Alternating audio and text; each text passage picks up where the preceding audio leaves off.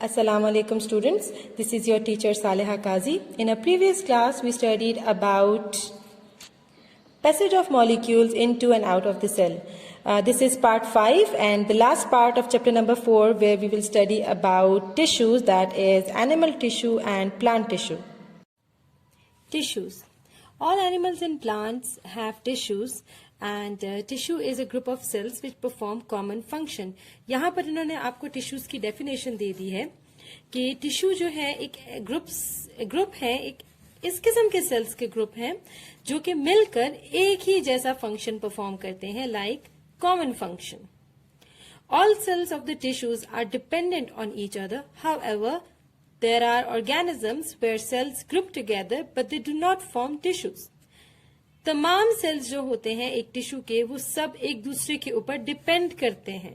वो इंडिपेंडेंट नहीं होते बल्कि वो मिलकर एक कॉमन फंक्शन परफॉर्म कर रहे होते हैं. जबकि कुछ ऐसे भी ऑर्गेनिजम्स हैं जिनके सेल्स ग्रुप तो बनाते हैं लेकिन वो ग्रुप ऑफ सेल्स टिश्यू नहीं कहलाता. उसकी क्या वजह है? उसकी वजह ये है that these cells are not dependent but they function independently, यानी कि उन ऑर्गेनिज्म के जो ग्रुप्स हैं सेल्स के वो इंडिपेंडेंटली काम करते हैं. फॉर एग्जाम्पल वॉलवॉक्स की एग्जाम्पल इन्होंने आपको दी है जो कि आपने अपने पिछले चैप्टर्स में पढ़ लिया है यूनिट 1 में. वॉलवॉक्स में बहुत से सेल्स कंबाइन होकर कॉलोनी बनाते हैं लेकिन they do not form tissues. Other examples of such organisms are bacteria and slime mould. There are various types of tissues in plants and animals depending upon their functions or morphology. उनके functions और उनकी shape, structure को लेकर बहुत से types हैं plant tissue की. हम सबसे पहले plant tissue पढ़ते हैं. सबसे पहली जो हम इसमें बात पढ़ते हैं that is plant tissue can be classified into two major groups, simple and compound. Simple tissue सबसे पहले हम discuss करेंगे. As the name indicate, simple होते हैं यानी they are composed of only one type of cell. They are further classified into meristematic tissue and permanent tissue. Meristematic tissues को embryonic tissues भी कहा जाता है. Meristematic और embryonic tissues क्या होते हैं? They are made up of those cells which have the ability to divide and produce new cells at the growing point of a plant. Meristematic tissues या embryonic tissues इस किस्म के cell से बने होते हैं जिनके अंदर डिवीजन की पावर होती है. वो डिवाइड और रीडिवाइड कर सकते हैं और इसी वजह से वो प्लांट की ग्रोथ के लिए रिस्पॉन्सिबल है. मेरिस्टेमेटिक टिश्यूज क्योंकि वो डिवीजन परफॉर्म करते हैं इसलिए वो हमेशा ग्रोइंग पॉइंट्स पे पाए जाते हैं जैसे कि tips of shoot and root. The cells of meristematic tissue have dense cytoplasm. इन्होंने आपको स्ट्रक्चर बताया है सेल्स का that they have dense cytoplasm. Centre में एक लार्ज न्यूक्लियस होता है with small or no vacuoles. Cells are alike with no intercellular spaces and have thin walls. These tissues are of two types, apical meristem and lateral meristem. Apical meristem as the name indicate, apex से निकला है यानी कि apex कहते हैं tip को. Shoot की tip पर और रूट की टिप पर जो मेरिस्टेमेटिक टिश्यूज पाए जाते हैं which result in the elongation of shoot and root, these are called apical meristem.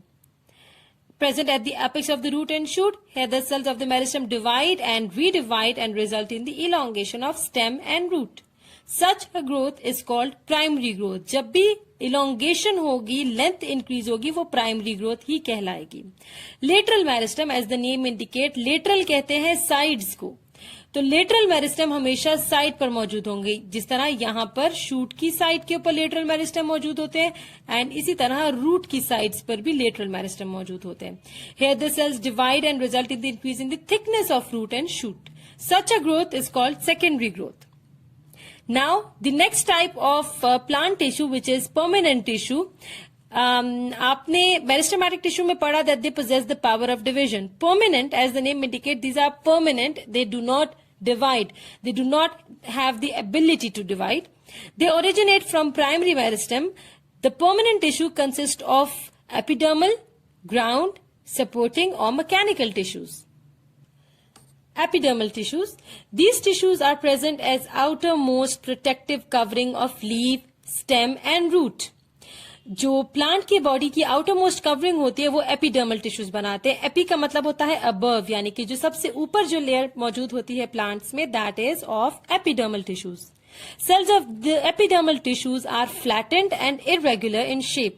Epidermal tissues के जो cells होते हैं उनकी shape irregular होती है. There is no regular shape and they are flat. They are thick-walled and are closely packed with no intercellular spaces. इनकी walls thick होती हैं और बहुत करीब होते हैं एक दूसरे के, इनके बीच में spaces नहीं होते. स्टेम में the walls of these cells are covered with waxy material which prevent the loss of water. जब जो एपिडर्मल टिश्यूज है स्टेम के, उनके ऊपर एक वैक्सी सी लेयर होती है. वो वैक्सी लेयर जो है वो इनको पानी के लॉस को कम करती है या नहीं होने देती. लीव्स के एपिडर्मल टिश्यूज जो होते हैं उनके अंदर छोटी छोटी सी ओपनिंग्स होती हैं जिनको कहते हैं stomata, which are guarded by guard cells. और स्टोमेटा का काम होता है gaseous exchange of carbon dioxide and oxygen. Ground tissues. This tissue is present in all parts of plant except epidermal tissue. Epidermal tissue को छोड़ के बाकी तमाम पार्ट्स में ग्राउंड टिश्यू जो है वो पाए जाते हैं. एंड इसके अलावा वेस्कुलर टिश्यू में भी नहीं होते, जाइलम और फ्लोएम में भी नहीं होते. It is composed of thin walled cells called parenchyma cells. Thin walled cells को पैरेन्काइमा सेल्स भी कहा जाता है. These cells are oval, spherical और polygonal in shape. Their walls are thin. इनकी वॉल्स जो होती है वो काफी थिन होती हैं, पतली होती हैं. And they store food. Leaves में जो ग्राउंड टिश्यू होते हैं they contain chlorophyll and are called mesophyll tissues, यानी कि which help in the process of photosynthesis. क्योंकि क्लोरोफिल जो है इट इज अ सब्सटेंस, आपने अपनी छोटी क्लासेस से पढ़ते हुए आ रहे हैं that chlorophyll is responsible for photosynthesis. So the ground tissues which are present in leaves they contain chlorophyll which help in photosynthesis and these tissues are also called mesophil tissues. It prepares food. Supporting or mechanical tissue, which is the last type of permanent tissue. Plants need support to maintain their shape and remain stable. As the name indicates, these are supporting, so they are providing this support and maintenance of the shape of a plant. Supporting tissues provide strength, flexibility to the plant. उनको मजबूती भी देते हैं और flexible भी बनाते हैं. Supporting tissues are further divided into two types, collenchyma tissues and sclerenchyma tissue. Collenchyma tissue is found in young stem where it provides strength to different parts of a plant. Young stem में पाए जाते हैं collenchyma tissue और वो plant की body के different parts को strength provide करते हैं, मजबूती provide करते हैं. The cells of this tissue are living, elongated and polygonal with tapering end.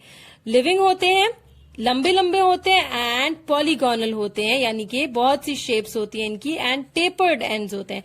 This is called tapered end, जिनकी थिकनेस जो है वो आगे जाकर डिक्रीज हो जाए. This is tapered ends. Sclerenchyma tissues, these are thick walled dead cells. Collenchyma जो है वो थिन वॉल्ड थे एंड दे वर लिविंग, जबकि sclerenchyma are exactly opposite, they are thick walled and they are dead. Walls of these cells are heavily filled with lignin, which provides hardness and strength to the cell. Lignin एक ऐसा material है जो कि hardness provide करता है. तो sclerenchyma जो है वो काफी हार्ड होते हैं and obviously since they are hard they are also involve in providing strength to the plant body. The next type of tissue after simple tissue is compound tissue. Compound tissues, as the name indicates, simple tissue में हमने पढ़ा था they are made up of one type of cell, जबकि compound tissues हैं compound होते हैं, complex होते हैं and they are made up of more than one type of a cell performing a common function. For example, इन्होंने यहाँ पर आपको example दी है xylem और phloem tissue की, which are found in the vascular bundles. Xylem tissue सबसे पहले हम पढ़ते हैं. Xylem tissue consists of two types of cell, यानी कि vessel and tracheids. Vessel cells का जो स्ट्रक्चर होता है वो शॉर्ट होते हैं, वाइड होते हैं, थिक इस तरीके से शॉर्ट से होंगे और वाइड होंगे, काफी थिक से होंगे and have thick secondary cell wall, और इनकी जो सेकेंडरी सेल वॉल है वो काफी ज्यादा थिक होगी. These cells are dead and hollow and joined together to form long tubes. अंदर से ये बिल्कुल hollow होते हैं, dead होते हैं और इस तरीके से छोटे छोटे से vessel cells जो है वो मिलते हैं और लंबी लंबी सी ट्यूब बना देते हैं. Tracheids are long, slender cells with overlapping ends. लंबे लंबे होते हैं और overlapping ends यानी एक दूसरे के ऊपर overlap किए हुए होते हैं, इस तरीके से tracheids. Water moves upward from tracheid to trachid. Xylem का जो फंक्शन होता है that is in the transport of water. तो जो ट्रेकीड्स हैं उनके थ्रू वाटर की ट्रांसपोर्टेशन भी हो रही होती है. Water and dissolve substances from root to upper parts are transported through xylem. Due to the presence of lignin in the secondary walls of its cell, xylem tissue also provides support to the plant body. Next is phloem tissue. Phloem tissue consists of sieve tube cells and companion cells. Sieve tube cells का जो protoplasm होता है उसमें nucleus नहीं होता. They have no nucleus and the end walls have small pores called sieve plate. Sieve का जो मतलब है it means जालीदार. ठीक है, सीव का मतलब होता है जालीदार. तो सीव प्लेट्स जो है वो बिल्कुल जालीदार होती हैं क्योंकि इनके अंदर छोटे छोटे से पोर्स पाए जाते हैं, सुराखें होती हैं. Transport of food occurs through the cytoplasm of the सीव tube sales. Companion cells accompany the sieve tube cells. They regulate the movement of food through sieve tubes. Companion cells are also present, which is the other type of the cells found in phloem tissue. They are helping in regulating the movement of food through sieve tube. Next page पे ही आपको diagram बता दी गई है xylem की और phloem की.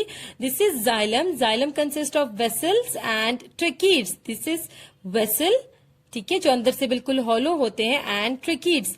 And this side is phloem tissue. Phloem consist of sieve tube cells, as you can see the sieve plate जिसमें छोटी छोटी सी सुराखें हैं, जालीदार है, and companion cells which are there to regulate the movement of food through sieve tube sales. Animal tissues. Animal tissues are classified according to their structure and function into 4 major types: epithelial, connecting, muscular, and nervous. आपके course में जो 4 इन्होंने animal tissues की types बताई हुई हैं, we will discuss these in detail. सबसे पहले हम पढ़ते हैं epithelial tissues. The interior of the body is physically separated from the outside world by skin.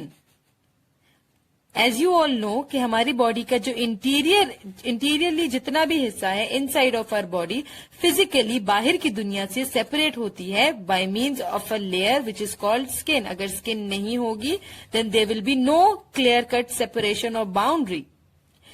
The skin is made up of epithelial tissues. Epi का मतलब मैंने पहले भी बताया, epi means above, यानी कि जो outer most covering है वो epithelial tissues बनाते हैं, which is in the form of continuous sheets of cells. Skin जो है वो continuous sheet है, there is no discontinuity.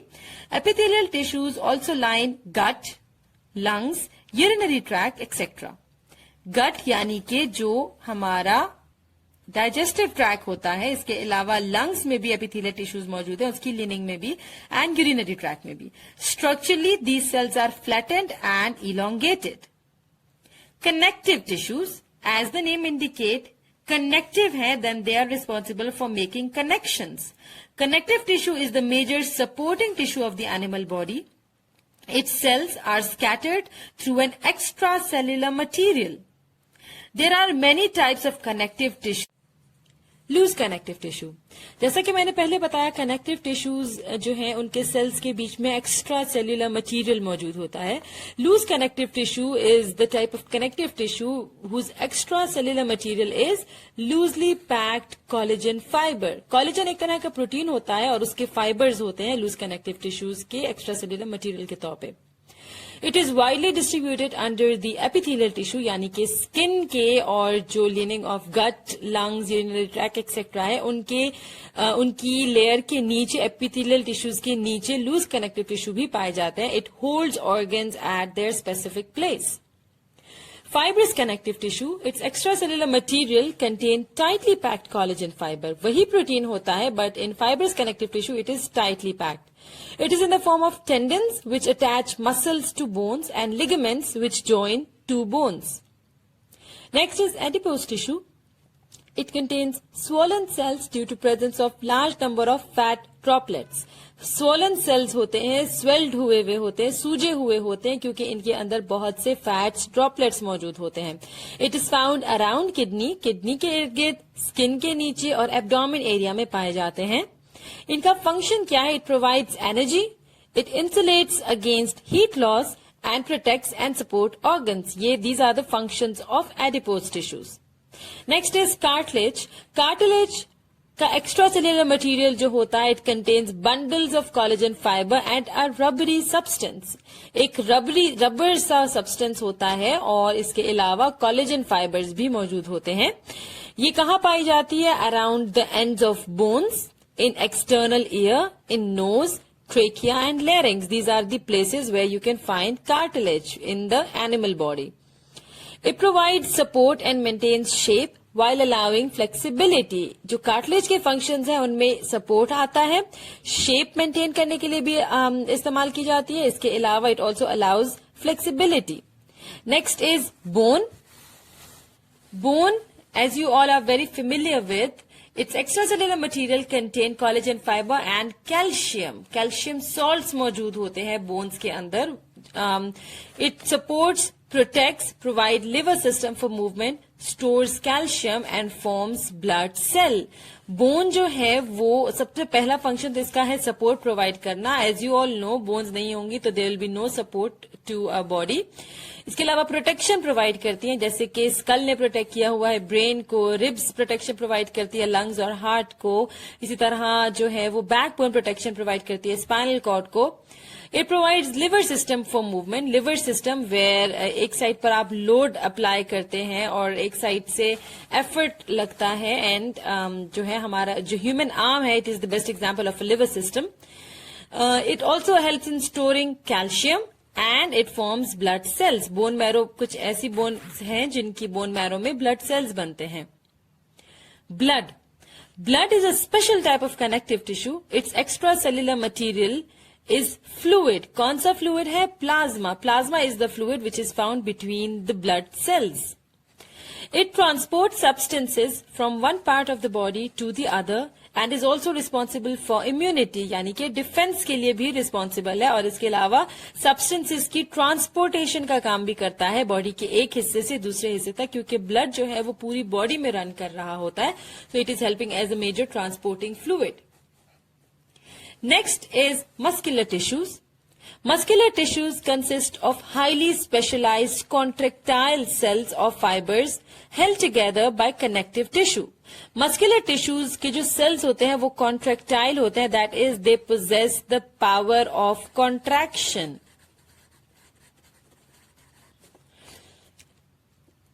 These cells, contractile cells, are held together by connective tissues. इनको connective tissues ने जोड़े हुए रखा होता है. Each muscle fiber is an elongated cell, लंबे होते हैं, which has ability to contract and relax. Skeletal, smooth, cardiac muscle are the example of these tissues. सबसे पहले हम पढ़ते हैं skeletal muscles. Skeletal muscles, as the name indicate, these are attached to skeleton. Skeleton के साथ attached होते हैं and these are attached to cartilage as well and bones with the help of connective tissues called tendons. Skeleton के साथ भी attach होते हैं and skeleton में हमारी बोन्स और कार्टिलेज आते हैं. तो इसका मतलब कि ये मसल्स वो मसल्स है जो कि हमारी बोन्स और कार्टिलेज के साथ अटैच्ड होते हैं और इनको अटैच करने के लिए जो टिश्यूज रिस्पॉन्सिबल है those are tendons, which is a type of connective tissue. They are composed of striated cells, यानी कि स्ट्रिप्ड होती हैं. इनकी अगर स्ट्रक्चर देखा जाए तो उसमें स्ट्रिप्स मौजूद होती हैं. They are long and cylindrical in shape. इसके अलावा the cells of skeletal muscle contain many nuclei. बहुत से न्यूक्लियाई होते हैं सेल्स में.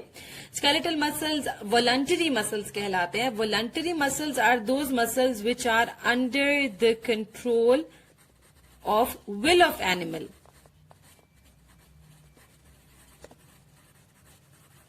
यानी जिनको हम अपनी मर्जी से मूव कर सकते हैं उनको वॉलंटरी कहा जाता है. So these muscles produce powerful rapid contractions. It helps arms and legs to move.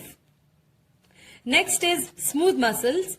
These are found in the walls of hollow structures such as blood vessels, gut, etc. ये smooth muscles जो है वो hollow structures यानी कि जो pipes होते हैं, जैसे कि blood vessels के pipes हैं, arteries, veins, capillaries हैं, या gut है, esophagus, stomach, intestines हैं, इनकी walls जो बनी होती हैं स्मूथ मसल से। ये जो स्मूथ मसल्स होते हैं दे प्रोड्यूस स्लो कॉन्ट्रैक्शंस। हमने स्केलेटल मसल्स में पढ़ा that they produce rapid contraction whereas smooth muscles produce slow contraction. इसके अलावा their contractions help to move substances जैसे कि फूड स्टफ है, यूरिन है, इन दी हॉलो ऑर्गन्स। इन हॉलो ऑर्गन्स जिनकी वॉल जो है स्मूथ मसल से बनी है, तो इनकी कॉन्ट्रैक्शन की वजह से इन हॉलो ऑर्गन्स में से सब्सटेंसेस का फ्लो होता है। They are composed of spindle-shaped, unstriated cells and are involuntary in action. सबसे पहले तो इनकी शेप बताई गई है which is spindle shape. Spindle shaped cell होते हैं और इसके अलावा इस तरह की शेप होती है इन सेल्स की।